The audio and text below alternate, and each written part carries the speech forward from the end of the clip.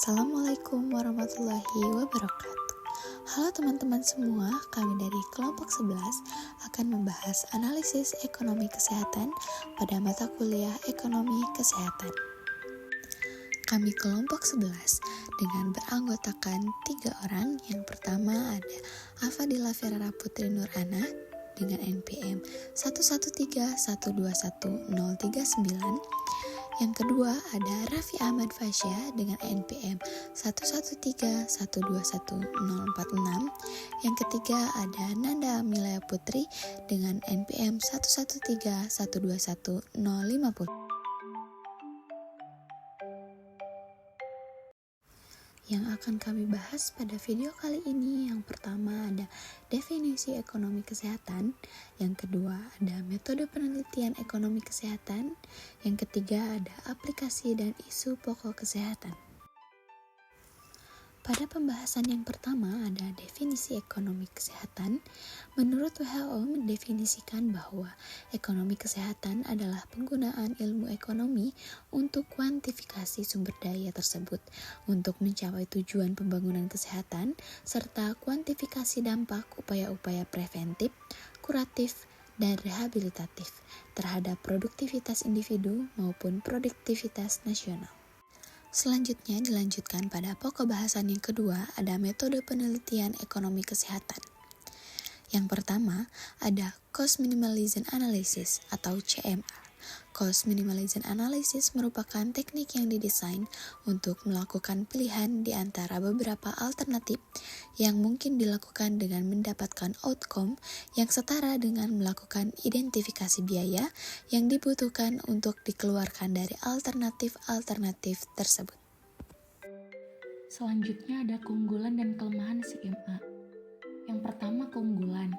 Cost Minimization Analysis adalah metode yang relatif mudah dan sederhana dari semua perangkat farmaekonomi, yang mana membandingkan dua jenis obat yang sama, efikasi dan toleransinya, terhadap satu pasien.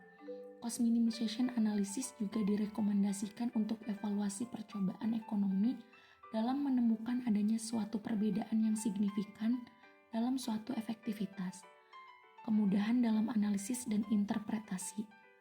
Yang kedua, kelemahan. Kelemahan, suatu kekurangan yang nyata dari cost minimization analysis yang mendasari analisis adalah pada asumsi pengobatan dengan hasil yang ekivalen. Jika asumsi tidak benar, maka dapat menjadi tidak akurat. Pada akhirnya studi menjadi tidak bernilai. Yang kedua ada Cost Effectiveness Analysis atau CEA. Cost Effectiveness Analysis merupakan suatu metode yang didesain untuk membandingkan antara outcome kesehatan dan biaya yang digunakan untuk melaksanakan program tersebut, atau invensi yang alternatif lain yang menghasilkan outcome yang sama. Keunggulan dan kelemahan CEA. Yang pertama ada keunggulan. Yang pertama dapat mengatasi kekurangan dalam cost-benefit analysis saat benefit sulit untuk ditransformasikan dalam bentuk uang. Yang kedua, CEA memiliki tahap perhitungan yang lebih sederhana, sehingga lebih dapat menghemat waktu dan tidak memerlukan banyak sumber daya untuk melakukan analisis. Yang ketiga, lebih mudah untuk memahami perhitungan unsur biaya dalam CEA, lebih sederhana sehingga lebih mudah untuk dipahami. Dan yang keempat, CEA memberikan pilihan alternatif program mana yang paling tepat dan murah dalam menghasilkan output tertentu. Kelemahan, yang pertama, alternatif tidak dapat dibandingkan dengan tepat. Hal ini disebabkan oleh kenyataan bahwa sulitnya ditemui CEA yang ideal. Yang kedua, CEA terkadang selalu disederhanakan. Apabila CEA hanya berdasarkan pada satu ukuran keefektifan atau satu biaya dan satu pengaruh, mungkin menghasilkan satu kesimpulan yang tidak lengkap dan menyesatkan. Yang ketiga, belum adanya pembobotan terhadap tujuan dari setiap program. Yang keempat, program effectiveness analysis terkadang terlalu disederhanakan. Dan yang terakhir, seharusnya ada pembobotan terhadap tujuan dari setiap proyek, karena beberapa tujuan harus diprioritaskan. Dan yang ketiga, ada benefit analysis atau CBA. Cost benefit analysis atau analisis biaya manfaat merupakan sebuah metode sistematis untuk membandingkan biaya yang dikeluarkan dengan manfaat yang diharapkan dari suatu proyek, kebijakan, atau investasi sekalipun. Selanjutnya ada keunggulan dan kelemahan CBA. Kelebihannya yang pertama, lebih menyederhanakan pembuatan keputusan. Yang kedua, mengungkap biaya dan manfaat yang tersembunyi. Dan kelemahan CBA, yang pertama, sulit memprediksi semua variabel. Yang kedua, lebih cocok digunakan untuk jangka menengah atau pendek. Lalu ada cost utility analysis atau CUA.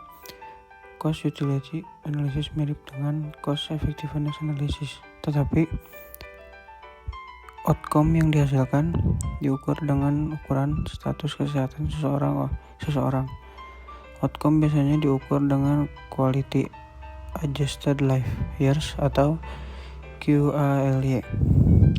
Lalu ada keunggulan dan kelemahan CUA.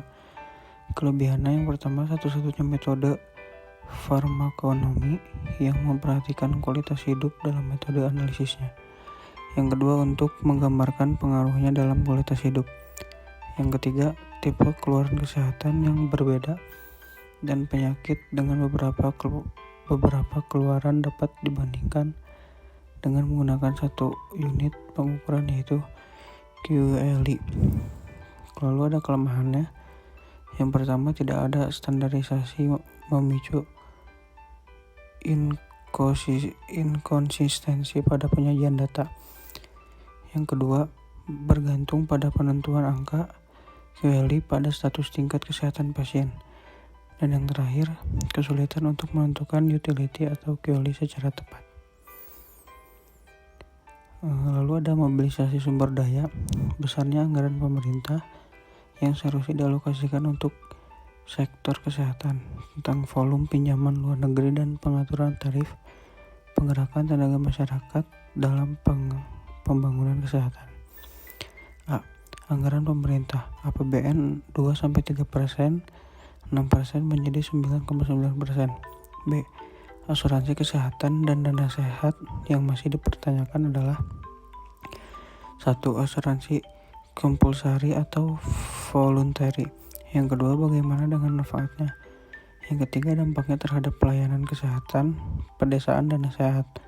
Iurannya rendah tetapi beban subsidi pemerintah tinggi. Yang keempat, demand masyarakat terhadap asuransi. Yang kelima, sejauh mana risiko biaya karena sakit disadari dan dirasakan masyarakat. Lalu ada penyesuaian tarif, kebijakan rumah sakit untuk lebih mandiri dalam pembiayaan terdampak pada penyesuaian tarif dengan atasan sebagai berikut. Yang pertama, isu pemerataan equality.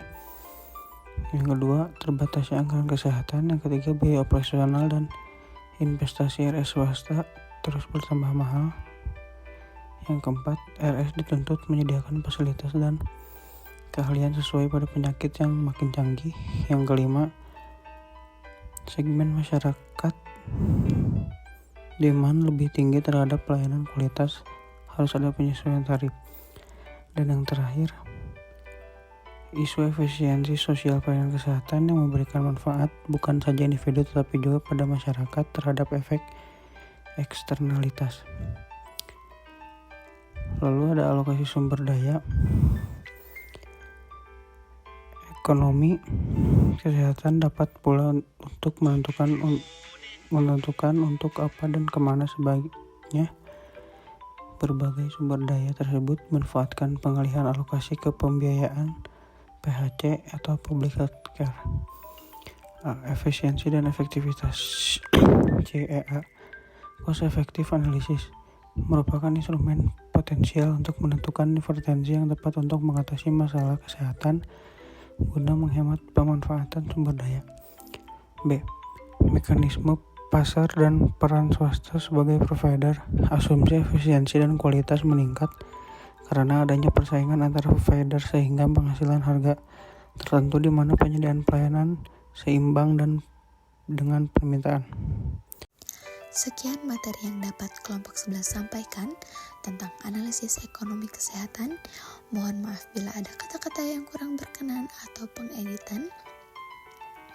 Jangan lupa like, comment, and subscribe. Semoga ilmunya dapat diterima dengan baik dan bisa dimanfaatkan dengan benar. Wabillahi taufiq wal hidayah. Wassalamualaikum warahmatullahi wabarakatuh. Terima kasih guys sudah